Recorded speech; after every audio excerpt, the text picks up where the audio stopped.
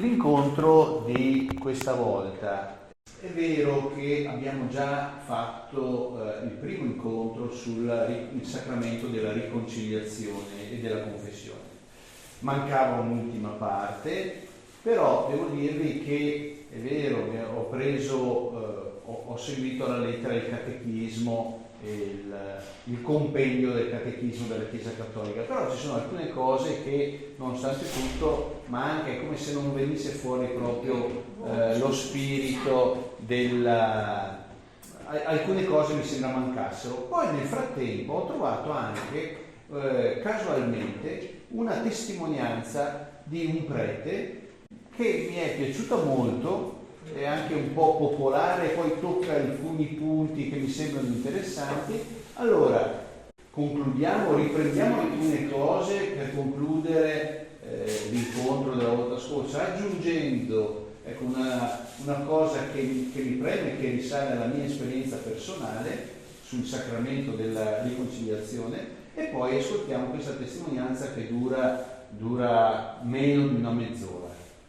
Allora, vado a recuperare alcune cose che abbiamo visto, il fondamento biblico del sacramento della riconciliazione o confessione. Abbiamo visto che ci sono vari nomi per dire questo sacramento.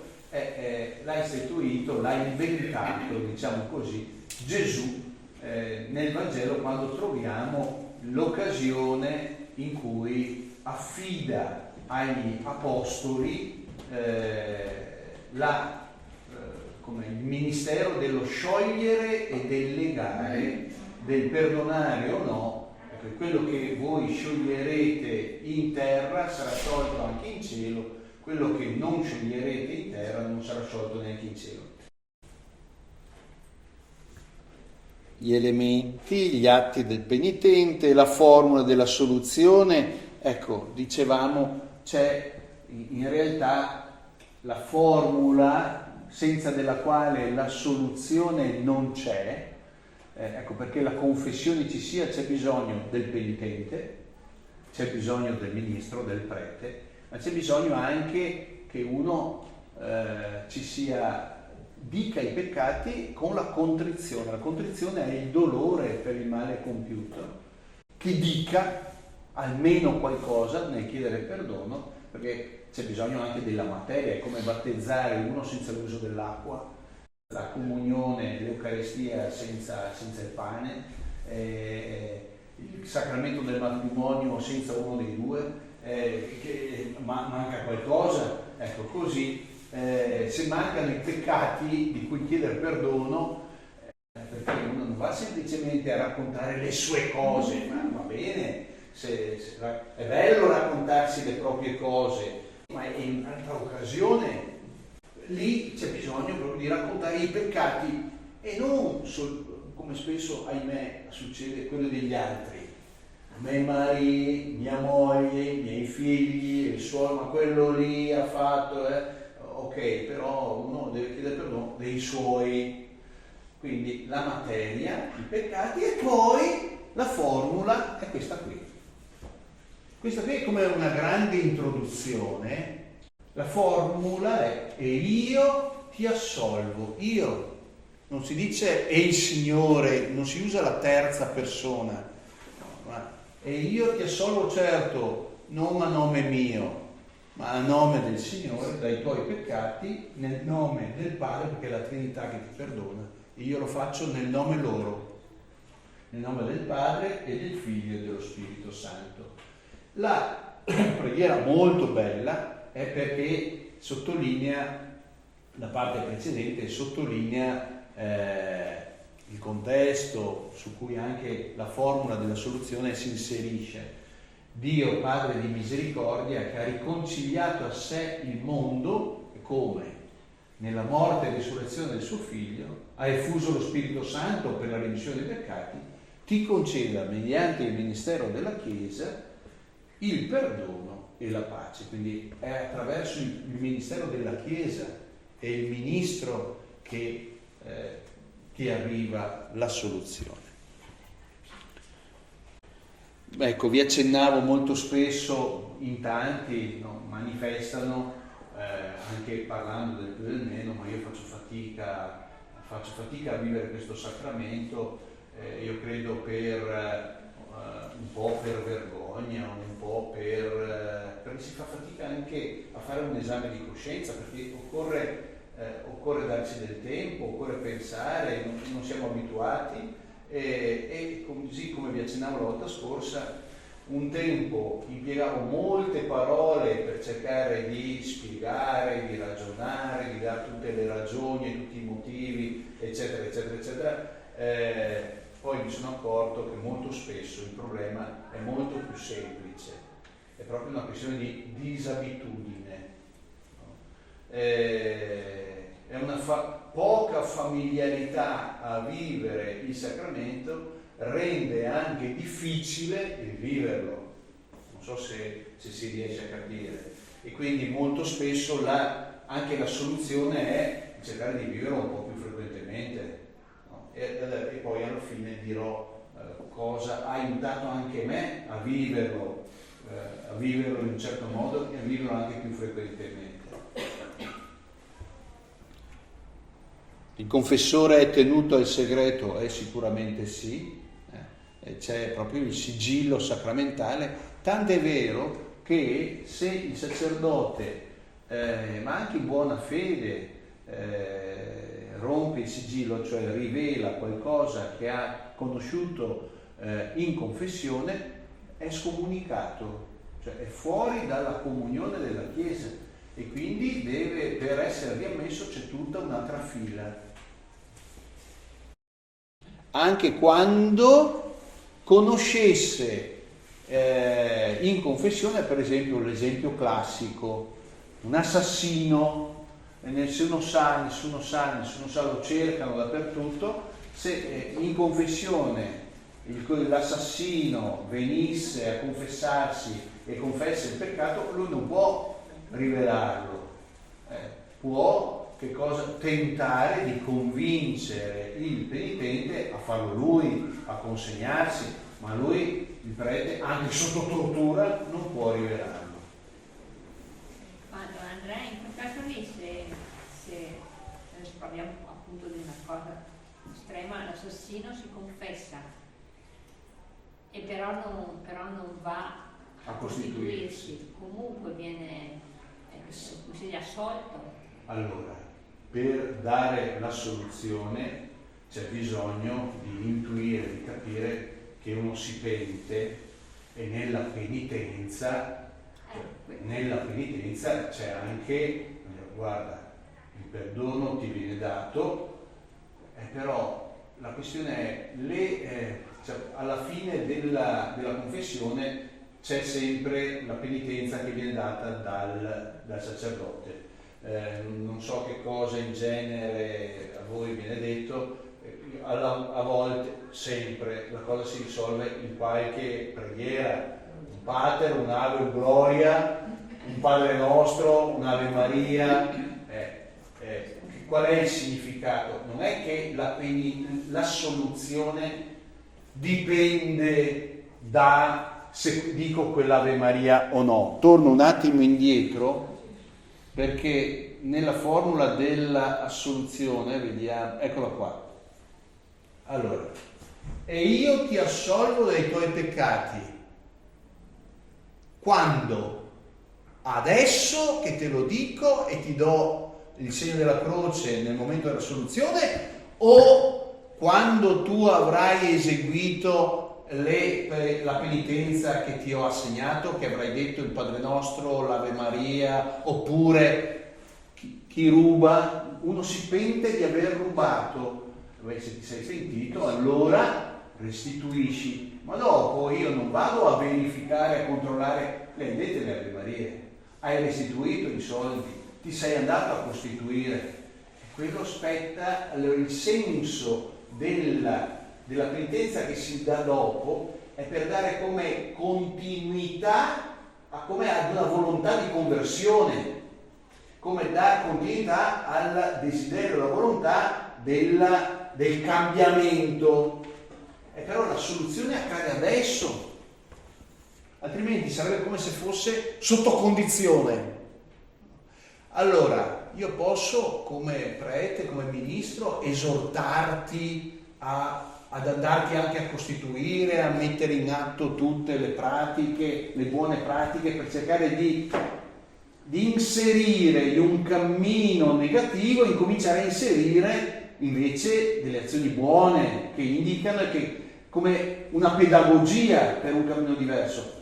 Ma io poi non ti corro dietro per vedere se poi questo succede. Questo sta anche alla responsabilità della singola persona. E quindi nel momento in cui uno si pente e tu la soluzione gliela dai. Sì, ma se non si costituisce, questo è. Se non si costituisce, che ha rubato, che ha. Il perdono è dato. Il perdono è dato e ci si augura che comunque, siccome c'è di mezzo lo Spirito Santo, c'è di mezzo il Signore, insomma farà qualcosa dentro il cuore per cercare di lavorare. Se non è adesso, magari chi lo sa, magari succede che va a costituirsi fra un anno, ma quanto della efficacia del sacramento ricevuto adesso ha inciso su quello che succederà fra un anno? E poi andare lì a misurare, ma guardate, la questione, adesso usiamo l'esempio grave, ma e su tutti gli altri esempi meno gravi, no? Se io andassi lì a misurare quanto ogni singolo penitente nel momento in cui è di fronte a me si sta confessando, e andare a misurare, ma è convinto di quello che dice, non è convinto, è contrito sul serio, non è contrito, è dispiaciuto tanto, poco, il 100%, l'1%, cioè io ho finito di vivere, cioè, se sto lì a calcolare, anche perché non dipende da me, nel momento in cui, io ho cominciato anche a pensare questo, nel momento in cui uno entra dentro il confessionario o chiede di confessarsi, ha già fatto qualcosa, cioè poteva stare anche a casa, quindi già questo mostra che c'è comunque una volontà, tanta, poca, ma qualcosa c'è. E dopo io, Signore, io sono qua a nome tuo, fa tu il tuo mestiere, io faccio il mio, che tu mi hai affidato.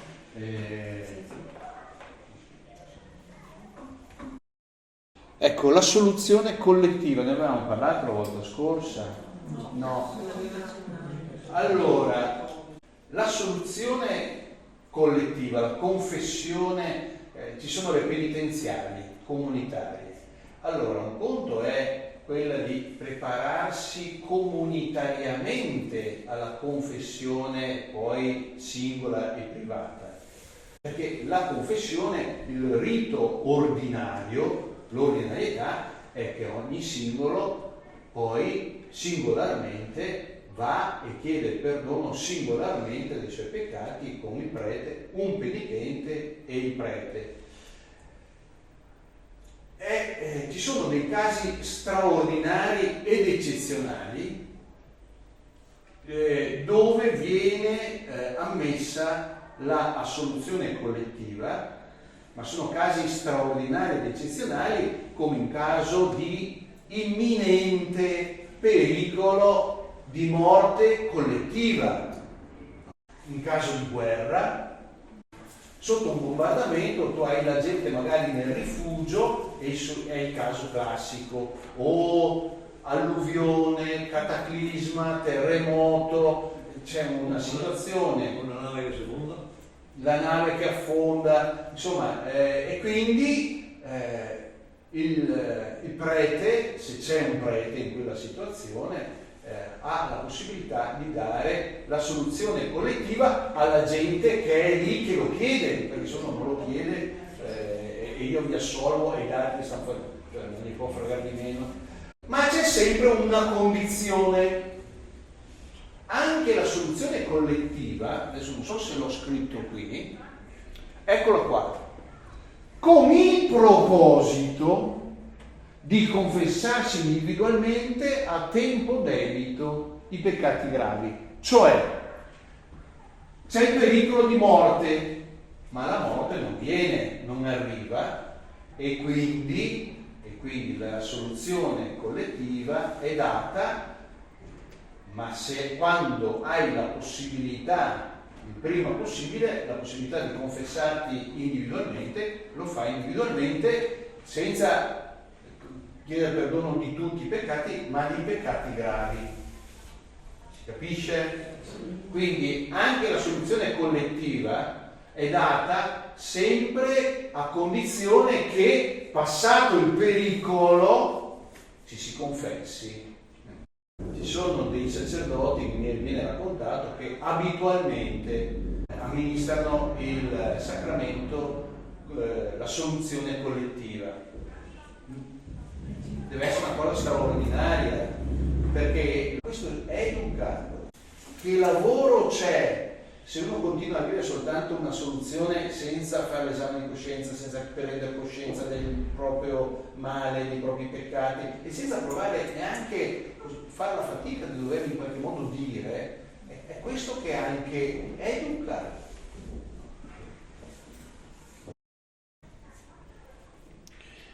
Le indulgenze, soltanto la parola credo faccia un certo fastidio. Perché? Perché ci viene in mente quello che abbiamo imparato a scuola sulla vicenda luterana. Lutero a un certo punto scrive, è uno dei motivi, anzi è stata la goccia che ha fatto traboccare il vaso, e che poi ha portato Lutero a staccarsi dalla Chiesa cattolica e a portare dietro con sé una gran parte dell'Europa di allora e del mondo di oggi. Qual è la questione? Quello che ha scatenato la reazione per certi versi giustificabile di Lutero era che c'era legate alla indulgenza una questione economica. Adesso lo vediamo. Allora, faccio sempre un esempio che mi è capitato a me. Quando ero piccolo, avevo 10 anni, un gioco in mezzo ai campi un po' demenziale, i miei amici hanno trovato in un fosso degli scatoloni pieni di bottiglie di vetro e hanno cominciato a torsarsi, a divertirsi, e allora avevano rotto tutto quanto. Allora, prendi il bastone, mi do sto colpo per rompere l'ultima bottiglia e con la mano sono andato sopra il fondo della bottiglia e mi sono tagliato un dito. Il dito era a penzoloni, cioè c'era l'osso, ma tutto il resto era a casa, pronto soccorso, una settimana, 10 giorni in ospedale, che abbia ricordi l'unica volta che sono stato in ospedale, e mi hanno cucito i tendini, eccetera, eccetera, mi hanno rimesso a posto il dito. Eravamo nel 70, quindi me l'hanno proprio, questo dito qua, funziona benissimo. Ha impiegato un po' di mesi, forse qualche annetto, a riprendere tutta la sua funzione. C'è la cicatrice, tutto bene, ma c'è un punto del mio polpastrello che è ipersensibile e che quando per sbaglio batto contro qualcosa vedo le stelle, qualche volta chiudendolo dentro la porta svengo. Allora, la questione è questa: ma me l'hanno aggiustato così bene che esserselo tagliato o non esserselo tagliato è la stessa cosa? No. Era meglio se non me lo tagliavo. Perché? Perché ci sono delle conseguenze. Ecco, allora, è vero che se uno pecca viene perdonato. Allora uno dice, sono come prima. No, perché è vero. Ma come no? Perché il peccato non è il perdono non ha perdonato tutto. Certamente il peccato ha perdonato tutto, ma fare il bene o fare il male, in quella circostanza aver fatto il bene o aver fatto piuttosto il male, non è esattamente la stessa cosa. Perché il bene fatto ha delle conseguenze di un certo tipo e il male fatto ha delle conseguenze di un altro tipo e ha delle conseguenze su chi e di che genere? Ha delle conseguenze su di me e ha delle conseguenze su chi gli sta attorno. Se io adesso alla Pasquina la maltratto, la insulto, gli dico un sacco di parolacce e magari le metto anche le mani addosso, dopo un po', e magari lo faccio anche di fronte a tutti e la umilio di fronte a tutti, dopodiché rinsabisco, posso dire, ma scusami, ma è stata una pazzia, ma siccome la Pasquina è molto buona, allora io gli chiedo perdonami, la Pasquina è buonissima e mi perdona, ma tutto quello che io le ho detto, tutto quello che ho fatto, non è proprio uguale a zero, no? E sia per lei, sia per chi c'era attorno, ma anche per me che l'ho fatto, così che rispetto ad una altra situazione che potrebbe verificarsi, mi rende più fragile. Allora, il perdono cancella il peccato, perdona il peccato, ma restano tutte delle conseguenze. Io sono più fragile, più debole. Il male fatto ha generato, mette in moto delle conseguenze su di me e su chi subisce in qualche modo e misteriosamente su tutto il corpo della Chiesa. Faccio per capire questo delle conseguenze in tutto il corpo della Chiesa. Faccio un esempio che capirete subito tutti. Avere un parroco, un prete, un collaboratore in una parrocchia che sia un disgraziato o che sia un santo, portano le conseguenze solo lui o tutti quanti? E che voi singolarmente, perché ognuno di voi sia un disgraziato o un santo, per l'intero corpo ecclesiale della comunità, secondo voi incide o non incide? Incide moltissimo.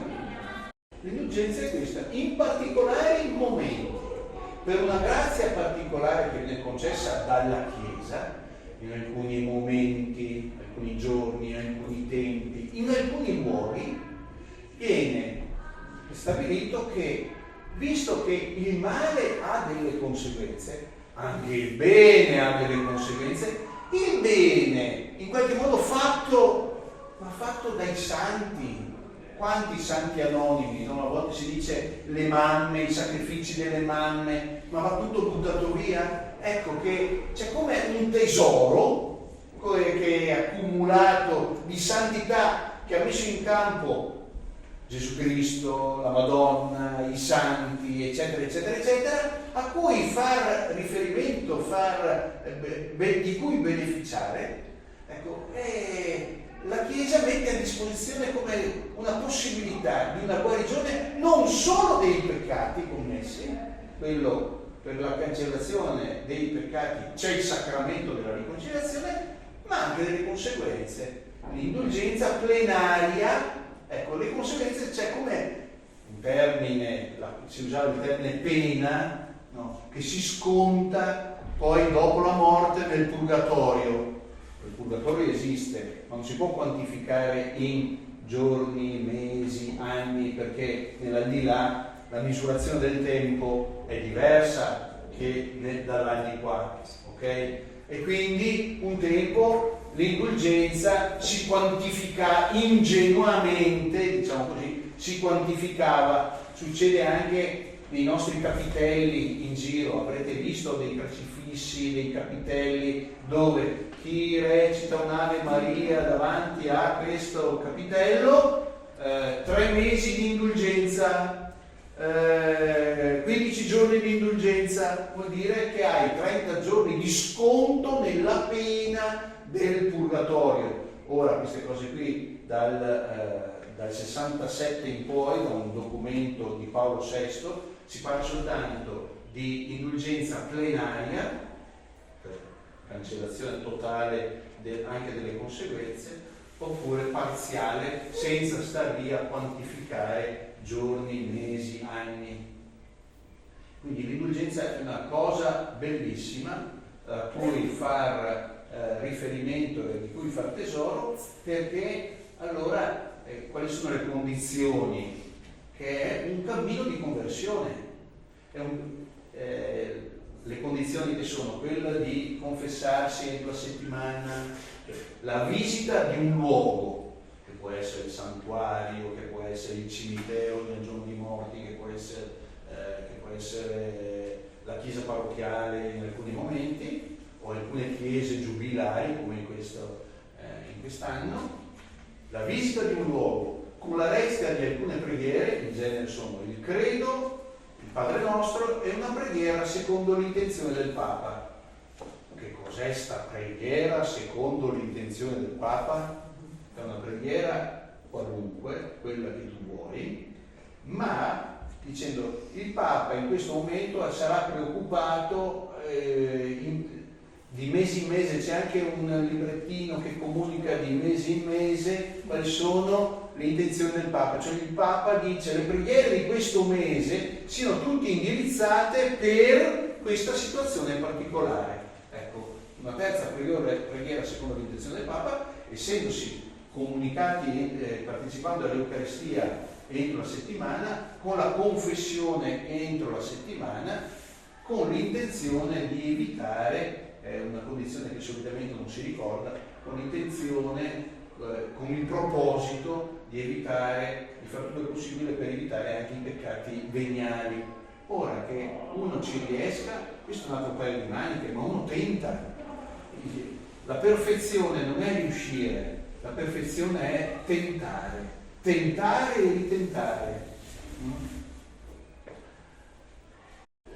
Lo scandalo di Lutero era perché tra le opere legate all'indulgenza c'è anche a volte l'elemosina, e veniva quantificata per la costruzione della nuova Basilica di San Pietro, che è quella che tutti ammiriamo oggi, nel 1500, il Papa, due papi di allora, due papi di cui non abbiamo grandi ricordi, perché Giulio II e Leone X era figlio di Lorenzo il Magnifico, erano papi ma non hanno vissuto il loro ministero in modo molto, molto dignitoso, e Leone X per far su i soldi per pagare la costruzione della Basilica di San Pietro ha indetto un'indulgenza e aveva affidato a dei predicatori, andai ai predicatori che andavano in giro. C'era questo predicatore tedesco, un domenicano, che uno in particolare, ma era diffusa tramite in alcuni ambienti, che insomma per ottenere l'indulgenza non c'era neanche bisogno della comunione, non c'era bisogno della confessione, non c'era bisogno neanche della predisposizione alla conversione, ma bastava mettere i soldi dentro la musina. Ecco. E c'era anche una frase che tradotta in tedesco c'ha la rima. Quando il soldino tocca il fondo della cassetta, e tocca in tedesco klingt, si sente anche il rumore klingt, di sele, l'anima springt, salta. No, appena la moneta tocca il fondo della cassetta c'è un'anima che dal purgatorio viene lì come una molla, salta su nel cielo. E capite che questa era un'esagerazione. Quindi Lutero si era imbufalito non del tutto senza ragioni a quel tempo, ma questa era un'eresia anche all'interno della Chiesa Cattolica. E per le indulgenze che si possono oggigiorno per i defunti, è la stessa prassi, la stessa... Sì, ed è un'azione meritoria, perché ecco il legame tra noi e i defunti dentro il legame della cosiddetta comunione dei santi, che è uno delle verità che recitiamo nel credo apostolico, perché la comunione dei santi invece nel credo che diciamo di solito, che è quello niceno costantinopolitano, non c'è la comunione dei santi, però in quello apostolico sì.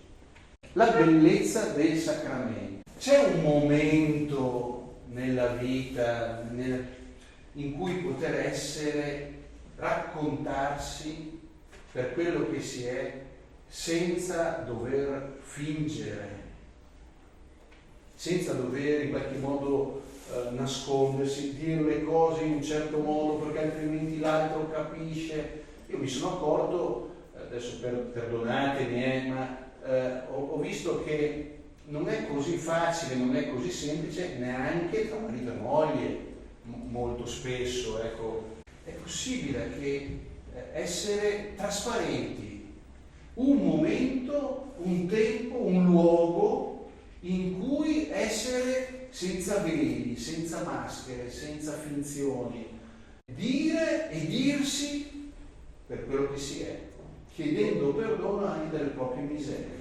Ecco, credo sia questo e doverlo fare di fronte a uno in carne ed ossa, perché farlo, ma lo faccio nel segreto della mia stanza, ma io credo proprio che non sia la stessa cosa, anche perché doverlo dire a qualcuno mi costringe a fare alcuni passaggi che diversamente non farei. No, devo riuscire a prendere coscienza, devo riuscire a dirlo, e anche, guardate, il fatto anche di vergognarsi è un segno positivo, perché vuol dire che uno sta facendo le cose sul serio, e passare anche attraverso quel particolare lì, cioè il particolare del provare anche un briciolo di vergogna, è un momento di grande verità, della verità di sé. Ecco l'esempio a cui facevo riferimento prima, l'esempio personale, era in convento, giovane studente di teologia, ai primi anni dei primi voti, andavo abitualmente a confessarmi da un padre che era il nostro maestro e poi era anche il superiore del convento, in cui c'era una grande confidenza, un grande personaggio, cioè autorevole, un grande uomo. E mi ricordo che era un periodo che avevo delle discordie, cioè delle discussioni, però sono lì che penso, ma voglio andarmi a confessare, e volevo dire delle cose che riguardavano lui. E allora sono lì che mi dico, ma vado da un altro perché devo dire delle cose tra me e lui, chiederne perdono, però con lui che mi ascolta, anche no, diverse ipotesi, dicevo, ma allora vado da lui, gli dico certi peccati, dopo questo qua lo vado a dire un altro. E allora sono lì che penso, che ha ragione, ascolta, ma io lo faccio di fronte al Signore. La reazione che lui avrà sono fatti suoi, devi passare, dicevo a me stesso, devi passare attraverso questa cosa qua, non evitarla. Sono andato lì, ho detto le mie cose, lui era lì impassibile, e io ti assolvo, ho detto bla bla bla bla bla, e via. Beh, è stata una grande liberazione e maturazione di me nel vivere quel sacramento, e io credo anche per lui. È stata una grande educazione, passare attraverso quel passaggio lì, per me è stata una grande educazione nel modo di capire, concepire e di vivere anche il sacramento della riconciliazione, che mi ha aiutato anche ad essere molto libero anche nei rapporti con le persone, perché devo dirvi che è un sacramento che, se vissuto bene, educa moltissimo alla libertà. E ecco, forse adesso vi dico una cosa dal punto di vista, io non credo che abbiate mai avuto la possibilità di sentire spesso dei preti che dicono come vivono loro il sacramento, non del confessarsi, ma dell'ascoltare le confessioni, mi ha educato, mi educa e ha educato moltissimo anche a me. Forse ve l'ho già detto, come c'è un proverbio che uso per cercare di farmi capire che cosa intendo dire. C'è il proverbio che chi va al mulino si infarina, no? Uno, anche se non vuole, entrando dentro il mulino, che va dentro dappertutto, anche nelle rece dappertutto, è così, a forza di amministrare la misericordia del Signore. In alcuni casi magari se dipendesse da me, però, e invece sono costretto a pormi in un'altra posizione, e dai, questo educa e ha educato anche me a vedere le persone, le cose, le situazioni in un altro modo. Ecco, il proverbio chi va al mulino si infarina, chi a forza di star dentro a bagnomaria nella misericordia del Signore che io devo amministrare si è appiccicato addosso almeno un po',